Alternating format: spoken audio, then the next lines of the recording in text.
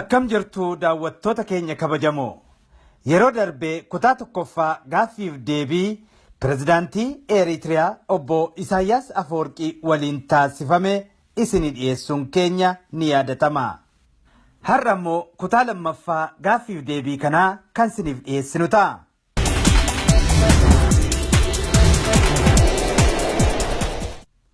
Kutaa tokkoffaa gaaffiif deebii kanas kan dhaabne gaaffii kana dhiyeessuun ture. Isin yaadachiisuudhaaf. Thank you, Mr. President.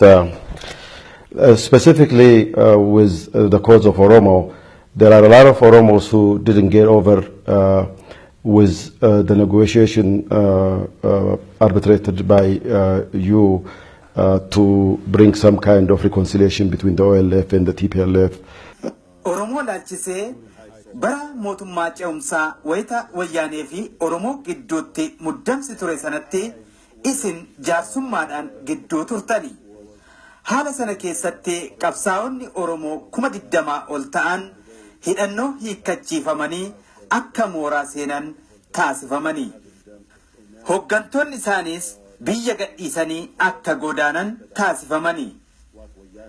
Wayyaaneen immoo akka nageenya eegsiftu taasifamee waan hundaa to'atte.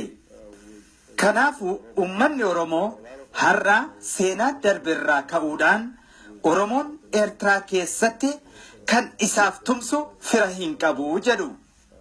Eritiriyaan uummata Oromoo miidhame kana cinaa dhaabbachuudhaaf mirkanni kennitan maali? Hariiroo Eritiriyaa fi Itoophiyaa fuulduraa irrattis tarkaanfii akkamii fudhattu? It has to be seen within the political context. Yes, because we don't speak and we don't get into these controversies all the time. We like to keep low key and never try to explain our version of the story. Dhimmi kun qabiyyee siyaasaa keessatti ilaalamuu qaba. Eeyyee, dhimma falmisiisoo kana nuti hanga ammaatti hin dubbanne. Ilaalcha gama keenyaan qabnu kanaan duras ibsee hin beeku. Bara 1991 fi 92 akeekni siyaasaa Itoophiyaa maal ture? Galmi siyaasaa kun kufaatii dargii booda akkamitti bocame? Nuti ejjennoo ifaa qabna ture. Itoophiyaan boqonnaa haaraa keessa akka seentetti fudhataa turre. Yeroo ce'umsaa ni uumame. Dhaabbilee siyaasaa marti guddaa fi xiqqaa, cimaa fi laafaa odoo hin jenne hundinuu hirmaatanii kufaatii dargii booda qooda mataa isaanii nu gumaachuu kan jedhu ture. But the question was, what about the future? What the future holds for the people of Ethiopia? And the controversy was create a broader alliance. Gaaffiin ture haalli gara fuulduraa maal ta'aa isa jedhudha. Dhimma fuulduree biyyattii uummattoonni biyyattii ni murteessuu kan jedhutu ture. Yeroo sanatti Oromoonni gumaacha olaanaa taasisaniiru. Dhugumatti yeroo sanatti uummanni Oromoo wayyaanotaaf yaaddessoo turani. Ihaappaa fi Meesoon guutummaatti hin turre. Addi bilisummaa biyyaalessa Ogaadeeniyaa yaa'ii bara 1992 taasifame irratti kallattiidhaan hin hirmaanne ture. Gaaffiin isaanii haalli poolitikaa Itoophiyaa fuulduraa maal ta'a isa jedhu ture. Bifa yookaan ijaarsa akkamii qabaataa kan jedhus ni ture. Yaa'iin sun rakkina sirna dimokiraasii Itoophiyaa keessa jiruuf furmaata ni fida jedhamee itti amanamees ture. Garuu dimokiraasiin akkamiin dhufaa? Nuti wayita mootummaa ce'umsaa sana ejjennoo hin daddaaqamnee fi hin jijjiiramne qabaataa turre. Seenaa dabsuun bakka bu'ummaan dhabamuu uummanni guddeessi moggeeffamuun booda adeemsichi haala yeroo ce'umsaa keessa darbuu qaba. Yoo xiqqaate waggoota 10 yookaan isaa olitti yeroon ce'umsaa barbaachisaadha kan jedhu ture. Yeroon ce'umsaa sunis haala siyaasaa biyyattiitiif mijatoo ta'an akka uumaman kan godhu Itoophiyaa keessatti qaamni hunduu hirmaannaa poolitikaa akka qabaatu kan taasisu ture. Haa ta'uutii addi bilisummaa uummata Tigraay wayyaaneen hirmaannaan qaama kamuu isa yaaddessaa isa sodaachisa ture. Kanaaf addi bilisummaa uummata Tigraay kanarraa ka'uun Addawaawii akka bakka bu'aatti qabatee as ba'e. Haaluma kanaan Addawaawii jalatti uummattoota biyyattii mara bakka bu'u kan jedhe dhaabota maxxannee hundeeffate. Wayyaaneedhaaf haala siyaasaa biyyattii to'achuudhaaf carraan inni dhumaa qabu kana ture. Hundaa olitti kan wayyaanee yaaddessee qabsoo uummata Oromoo ture. Above everything else, the Oromo movement was a threat. How could it be possible for the Oromo armed unit, which were more than 20,000, who, because of circumstances, their own internal circumstances, I don't want to go into the details now, but it was a mistake of the Oromo leadership in the first place. Dhugumatti waraana adda bilisummaa Oromoo 20,000 ol ta'an hidhannoo hiikkachiisanii mooraatti naquun dogoggora hooggantoota isaa ture. Silaa karaa hooggantoota Oromoo adeemsichi kan ta'uu malu waraana ABO wayyaaneetti guutummaatti kennuu hin turre. Dhimmichi yeroo sanatti adeemsa ABO'n mootummaa ce'umsaa keessatti akka hirmaatu gochuuf kan akeekame. Adeemsi poolitikaa yeroo sanii gartuu hundaa adeemsi waraanaa yeroo sanatti mul'atuun ol ture. Tarsiimoon wayyaanee jireenya isaatiif yaaddessaadha kan jedhu hunda balleessuu ture. Yeroo sanatti jireenya isaaniitiif akkaan yaaddessaa kan ture waraana adda bilisummaa Oromoo hidhatee jiru ture.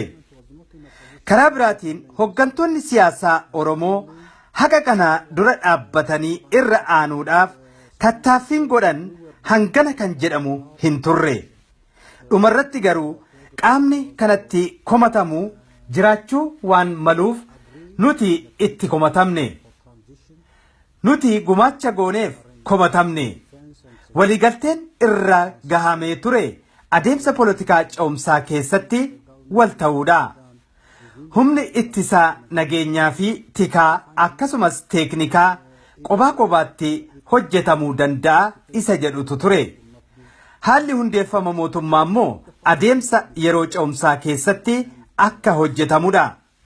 Dhugumatti yeroo sanitti wal'aansoon guddaa kan ture adda bilisummaa Oromoo fi wayyaanee gidduutti ture. Sababiin isaas humni waraanaa hidhatee kan biraa waan hin jirreefi. Sochii Amaaraa keessattis kan hidhate hin turre. Gartuun gargar cabanii asii fi achi deeman ni turan. Addi bilisummaa biyyaalessa Ogaadeeniyaa hin hirmaanne. Sabaa fi sablamnoonni uummattoota kibbaa bakka hin buufamne yookaan immoo bakka bu'ummaa hin qaban ture. Gartuuwwan lixaa biyyattiitti argamanis hedduun bakka bu'ummaa hin arganne. Saboonni hedduun akkasuma bakka bu'ummaa hin qaban ture. Dhumarratti qabsoon guddaa ABO fi wayyaanee gidduutti kan godhamaa turetu ture. Wayyaaneen qabatamatti afuura fedhii uummata Tigraayin kan bakka bu'u miti. Shiraa fi iccitii daba wayyaanotaa yeroo sanaa milkaa'ee qaamonni hidhatanii wayita san socho'aa turan marti hidhannoo isaanii hiikkatan. Dhiibbaa guddaa irra ga'een hooggantoonni ABO hedduun akka harka kennatan taasifaman. Garii isaanii immoo akka biyyarraa godaanan godhamani. Bara 1994tti heera Itoophiyaa keessatti keewwanni 39 mirga hiree murteeffannaa hanga fottoquutti jedhu raggaasifame. Heerri mootummaa wayyaaneessuun kan ittiin fakkeessan yookaan ittiin gowwomsanii waliin ahan ture. Waraanni adda bilisummaa Oromoo dadhabaa deemuu fi bittinna'uun yeroofis ta'u kan galma gaheef wayyaanee qofaaf odoo hin taane uummanni Oromoo biyyattii keessatti akka olaantummaa hin qabaanne warra barbaadan maraaf injifannoo guddaa ta'eefi. Itoophiyaa keessatti bakka bu'ummaa uummataa madaalawaa odoo jiraateera ta'ee uummanni Oromoo akkaataa guddina isaatiin sirna federaalaa mootummaa sana keessatti bakka isaa malu sagalee isaatiin sadarkaa isaa qabachuu ni gargaara ture. Ijaarsa sirna federaalaa fi dimookiraasii jedhame kun karaa keenyaan fudhatama hin qabu ture. Ani mataan koo waan kun fuulduratti balaa guddaadha jedheen ture. Kana dubbachuudhaaf an nama jalqabaas ture. Mootummaa ce'umsaa kan bakka bu'ee heerri mootummichaa garee hunda hirmaachisuu qaba ture. Inni sun nuu fi isaan gidduutti qabxii irratti walii hin gallee fi garaagarummaa uume ture. Adda bilisummaa uummata Tigraay wayyaaneen humnoota alaa abdachuun ejjennoo sanatti cichee itti fufe. Humnoonni alaa faayidaa mataa isaanii eegsifachuuf jecha wayyaanee akka olaantummaa fudhattu taasisaniiru. Sababa kanaan hooggantoonni Oromoo hedduun harka kennaniiru. Akka kiyyatti yeroo sanatti hooggantoonni ABO haala kana fudhachuu isaanii dogoggora guddaadha. Waliigaltee yeroo chaartaraa sana irratti wayita hirmaatan wantooti filannoo ta'uu danda'an achuma fuullee isaanii finjaala irratti odoo argaa jiranii tooftaa wayyaanee suuta hirmaannaa siyaasa Oromoo dhabamsiisuu ta'uun odoo beekamuu hooggantoonni ABO tokko kan yaalii araaraa irratti bara 1992 hirmaatan jechuu kooti wayyaanee waliin wal ta'uu fi haala waliigaltee fakkaatu uumuuf garaa hiruu isaanii mul'ataa ture. Isaan keessaa tokko yaada araaraa akka ta'etti fudhachaa turani. Waraana ABO 20,000 ol ta'an hidhannoo hiikkachiisuun dogoggora seenaa ture. Amma kan argaa jirru bu'aa dogoggora yeroo sanii uumameeti. Wayyaaneen yeroof itti milkaa'ee haala siyaasa Itoophiyaa to'achuu danda'eera. Ani haala politikaa Itoophiyaa keessatti dogoggora wayyaanee isa guddaadha jedheen yaada. Karaa keenyaan yoomillee hin gaabbinu. Sababiinsaas humnoota siyaasaa hunda kana hirmaachisee akka yeroo mootummaa ce'umsaa sun adeemsifamu tattaaffii olaanaa taasifneerra. Hooggantoota wayyaanee hunda waliin marii ifa ta'e taasifneerra. Inni biraa wayyaanonni nuunis akka balaa guddaa tokkotti nu ilaalaa turani. Politikaa Itoophiyaatiif gatiin kaffallee ifadha. Eenyu arguu danda'a? Nuti uummattoota Itoophiyaaf jechuun Amaaraaf, Oromoodhaaf, Sumaaleedhaaf, Tigreef kan kana fakkaatan ilaalchi siyaasaa qabnu walitti qabaatti uummattoota Itoophiyaaf ilaalchi siyaasaa qabaataa turree fi waadaan seennee hin jijjiiramne. Ammallee gatii kaffalaa jirra. Haa ta'uti ilaalcha keenya beeksisuu ilaalchisee wanti goone nuuf milkaa'eera jedhee yaada.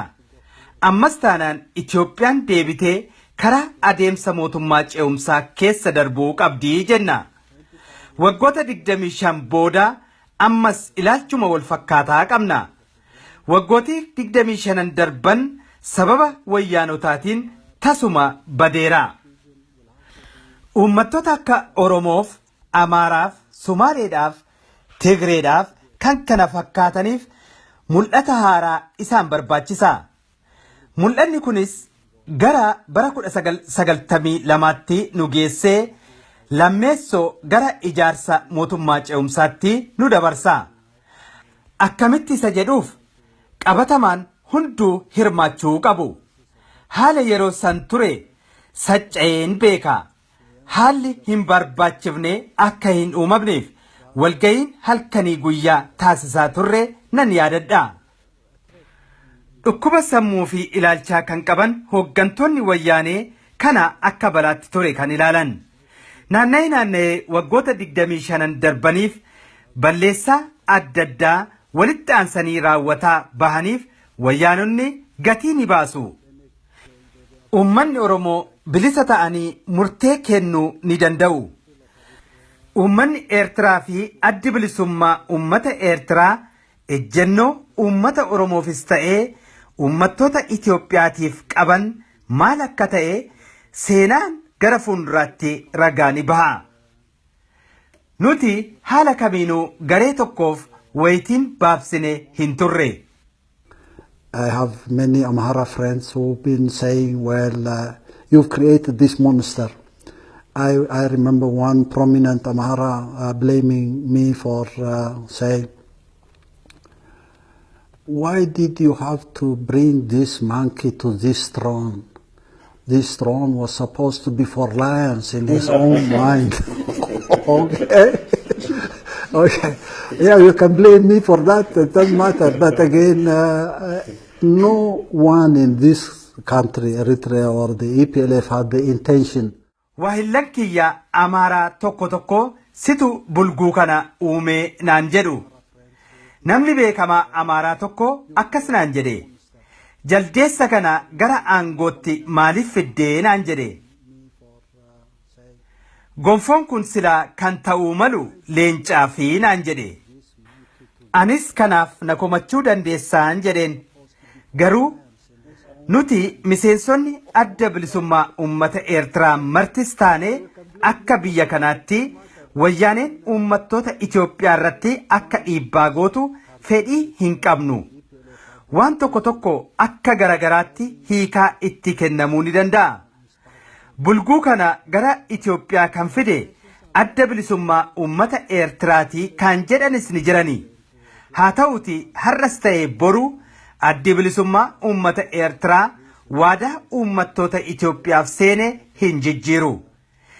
Seenaa keenya keessatti gumaacha gooneef itti boonnaa. Dhugumatti gumaachi uummattoota Itoophiyaaf goone xiqqaa yoo ta'e illee balleessaa itti gaabbinu garuu tasuma hin qabnu. Have you ever been following this protest over the last 2 years, and how do you see its significance and its contribution to the future? Waggoota lamaan darban kana keessa guutummaa Oromiyaan mormii uummataa karaa nagaan gaggeeffameen haguugamtee ture. Kana irratti maal jettu? I think we have to agree on our reading of the events, and I said this was a very unique phenomenon. Kuni anaaf waan addaa tokko seenaa keessatti ta'eewwan adda addaa argeera. Kun dhugumatti waan addaati. It was unique because it was grassroots based. It was popular. I don't underestimate the role of political organizations here and there, but the movement was beyond the control and influence of political organizations. In spite of their achievement, I can say this was unique in the fact that it was exclusively popular. Extensive in terms of coverage, in terms of participation of population. Bakkeewwan hedduu fi naannoo mara kan haguugee fi walitti qabaatti sochii hunda hammateedha.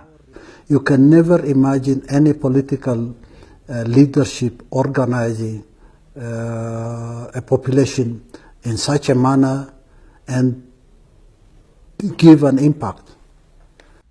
Hooggantoonni siyaasaa haala kanaan uummata ijaaranii sochoosanii jedhanii tilmaamuun yookaan yaaduun nama rakkisa.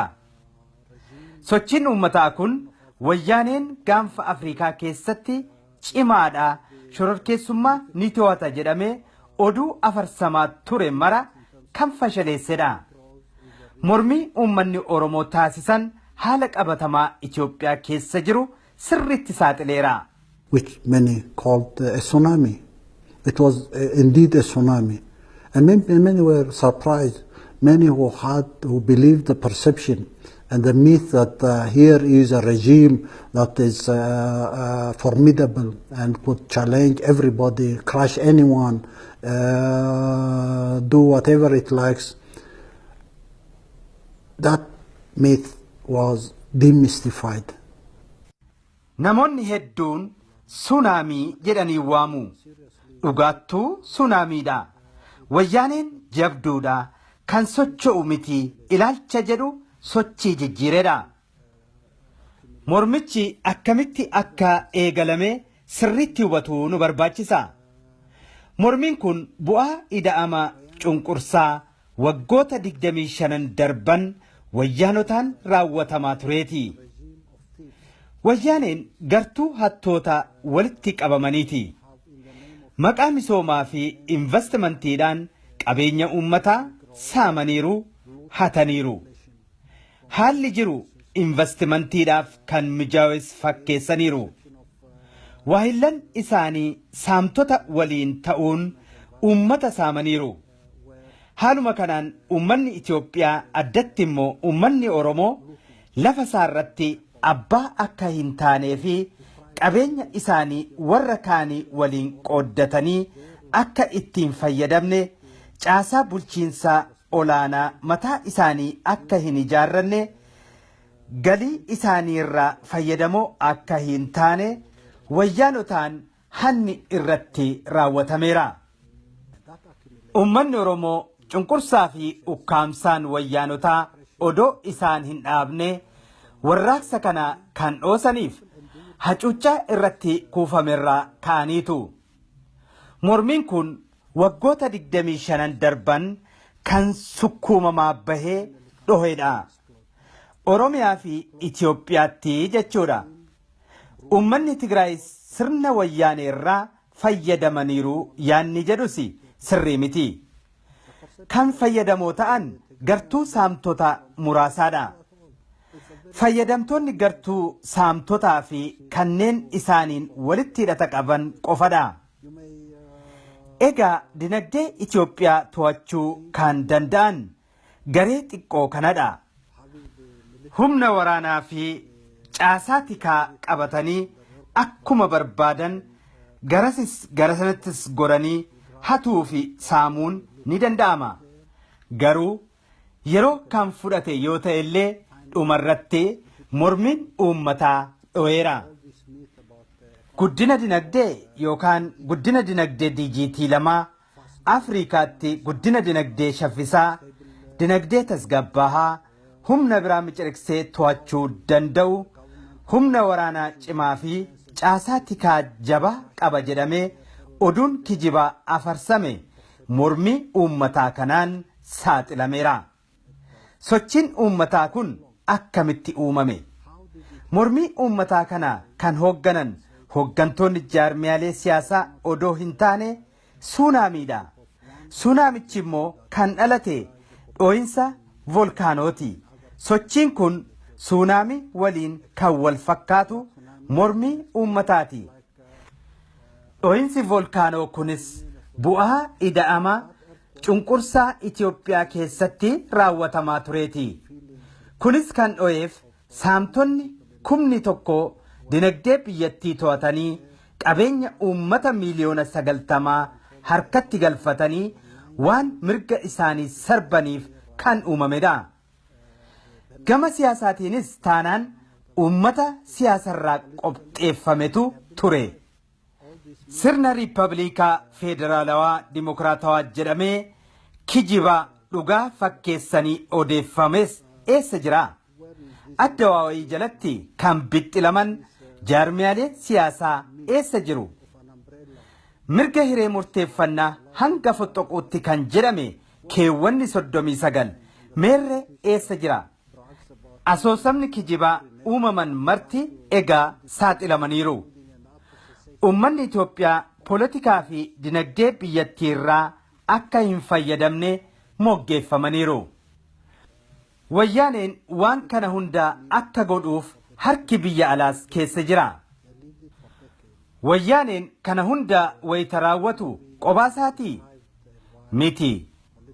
Wayyaaneen qobaasaa miti. Wayyaaneen ajandaa waahillansaa waan raawwachiisuuf qofa akka calaqqisee mul'atuuf maqaasaa ol qabuufi. Mormiin uummataa kun baay'isee faayidaa qabeessa kan jedhamuuf maaliif? Sochiin kun faayidaa kan qabu uummata Oromoo qofaaf miti. Naannoo sana hundumaatii fi gargaarsi hanqi fedhe biyya alaarraa yoo jiraates hagamillee cunqursaan yoo isaan irra tures uummanni yeroo ka'uu malutti kaanaan kaayyoosaa galmaan ni gaha. Kun Itoophiyaa keessaa fi biyyoota ollaatti argamaniif barumsa ni kenna. Kuni uummata Oromoo qofaaf odoo hin taane uummata Amaaraaf, uummata Sumaaleef, uummata Tigraayiif daandii kan haxaawee fi ija kan banee ta'eera. Sochiin kun uummanni baroota dheeraatiif miidhamaa turan akkanatti ka'uu isaanii kan agarsiisedha. Fedhii uummataa kan agarsiise. Wayyaanee fi miiltoon isaa waan hunduu to'annaa jala galeera jedhanii gowwomsaa turani. Ani garuu obsaa ni ilaallaa jechaan ture. Humni uummataa yeroo hundumaa achuma jira waan ta'eef cunqursitoonni gita bittootaa yeroo hundaa hin mo'atani. Jalqaba jaarraa 20ffaa keessa haala ture wayita ilaallu immoo waraana addunyaa lammaffaa booda yeroo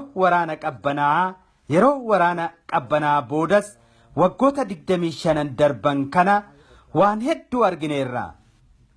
Yeroo fudhata malee uummanni yeroo hundaa mo'ataadha. We have seen what we have seen, and it may take time, but ultimately people's power prevail. Thank you, Mr. President. TPLF using local resources and internationally donated and Galatooma President. Addi bilisummaa uummata Tigraay wayyaaniin kan fayyadamtu qabeenya biyyattii qofaa miti. Gargaarsa biyyoota addunyaarraa argattuun jiraatti. Keessattuu liqaadhaan. Qabeenyi kun hunduu kan oolu dhimmoota isin kaasaa turtan sana hundaaf jecha fakkoo isaanii ittiin bareechachuufi. Kanaafuu uummanni biyyattii fi godinichaa adeemsa wayyaanee kana dhaabsisanii godinicha tasgabbeessuuf maal gochuu qabanii jettanii yaaddu. Adeemsa yeroo dheeraa booda rakkoon kun akka sirratuuf qoonni mootummaan keessan waliin ta'ee sirreessuuf yaalaa jiru maaltu jira? One thing worth mentioning is the blame of the Wayane on the part of Eritrea. I would say I would have wished to make my contribution to this tsunami. Unfortunately, I did not do anything at all. This is a popular movement. This is a movement of the people. Waan tokko wanti tuqamuu qabu wayyaaneen dhimma Eertiraa himattuuti. Sunaamii kanaaf gumaacha kiyya odoon gumaachuu danda'eera ta'e baay'een gammada. Akka carraa ta'ee sunaamii sanaaf gumaachi taasise waan tokkollee hin turre. Kun sochii uummataati. Ani yeroo hundaa dhugaa jiru himuurraa of hin qusadhu. Meeshaa propaagandaa wayyaanee dhaggeeffatteetta ta'a. Eertiraan meeshaa waraanaa karaa biyya Ugaandaa ergitee karaa kibba biyyattii seeneera kan jedhu ture. Nama dinqaa. Jarreen kun olola kijibaa qopheessanii facaasuu itti beekanii. Galma ga'iinsa sunaamichaa gadi laaffisuurraa kun sochii uummataa waliigalaati jedhanii fudhachuu qabanii. Garuu nama biraa irratti dhiibanii nama biraa abaaru. Kun egaa uummanni Oromoo qooda isaanii akka hin baane fakkeessanii dhiyeessuudha. Kun tasumaa kijibadha. Walumaa gala waggoota 50 darban kana keessa Ihappaa, Wayyaanee, Abaa'oo, Me'eesooniin kan gargaaraa turreef maaliifi? Yeroo sanatti maaliif waltumsuuf gamtaa uumne? Deebiinsaa sanuma waadaa uummataaf gallee waan qabnuufi. Ammas wanti jijjiiramu hin jiru. Itoophiyaa keessatti mormii uumamu hundaaf nu komachuun haqa jiru dabsuudha. Ani wayyaaneedhaan kanan jedhu tabichi dhaabbateera. Uummata Eertiraa fi adda bilisummaa uummata Eertiraaf diina uumuun uummata isaaniitiifis diina dabaluun gahee taphichi dhumateeraan jedha. Itoophiyaan dibata kosmootiksiin biyya cululuqxedha. Baankiin addunyaa achuma jira. IMF'n achuma jira. Mootummaan wayyaanee kan dhaabbate gargaarsa maallaqaa biyyoota addunyaatiin. Dinagdeen uummata Itoophiyaa saamameera. Guddina dinagdee kan jedhame fakkeessanii waan uumanidha. Kan cululuqsamee fakkeessame immoo deeggartoota isaa alaatiini. Dhaamsi suunaamii mootummaa wayyaanee qofaaf miti. Ajandaa mataa isaanii tarkaanfachiisuuf jecha warra wayyaanee qabbachiisee hundaafi. Yeroo wayyaanee dhugumatti dhumateera. Taphichis dhumateera.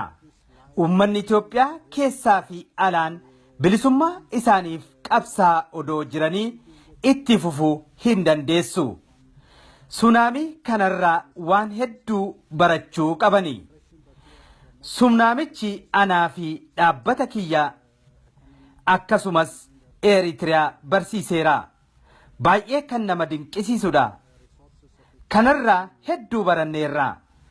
Wanti irraa baranne baay'ee hojjechuu fi gumaacha baay'ee gochuu akkasumas waadaa keenya caalmaatti haaromsuudha.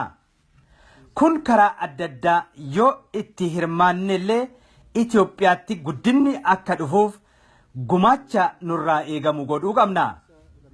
Kun duraanis kan ture malee sochiiwwan waggoota lamaan darbanii kan uumames miti. Karaa biraatiin Itoophiyaa keessatti ta'eewwan tokko tokko mul'ataniin gammachuu hin qabnu. Dhimma daangaadhaan wal falmiirra jirra. Qoqqobbaa mana maree tasgabbii addunyaas ni jira.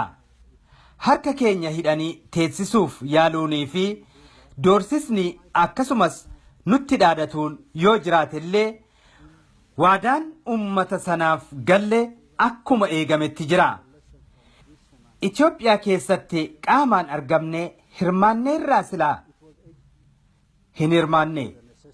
Dhimmoonni rakkisoo jiraatan illee hanga dandeenyu gargaaruun fedhii kooti. Amma garuu suunaamii waggoota lamaan darban ergan argee fi irraa baradhee booda Oromoo, Somaalee, Amaaraa fi Tigree gargaaree yoo itti abaarame anaafumaa miti. Kun ilaalcha politikaa keessatti waan haaraa uumuus miti. Waan baay'ee bu'uuraa fi barbaachisaa waan ta'eef malee. Kanaan duras wayyaanee mataashii adda bilisummaa Oromoo mi'eessoo fi kanneen biroos kanan gargaaraa tureef barbaachisaa fi waan bu'uuraa ta'aniifidha. Humnoonni naannichaa wal ta'anii jijjiiramaaf akka qabsaan gochuun barbaachisaa waan ta'eefidha. Mormii uummata Oromoo suunaamii kanarraa qaamni hundumtuu waan barate qaba. Uummanni cimina isaa agarsiiseera. Uummanni ajjeechaa fi ukkaamsaa sirna wayyaanee sirriitti raaseera. Wayyaaneenis kanarraa hedduu baratteetti jedheen yaada. Deeggartoonni wayyaanees kanarraa waan hedduu barataniiru. Firoottan Itoophiyaas hedduu irraa barataniiru. Injifannoon suunaamii kanarraa argame tokkummaa uummata Eertiraa waliin qaban caalmaatti ni jabeessa. And definitely that will consolidate or embolden the commitment of the people of this country who are not new to any solidarity with the people in Ethiopia, particularly the Oromo.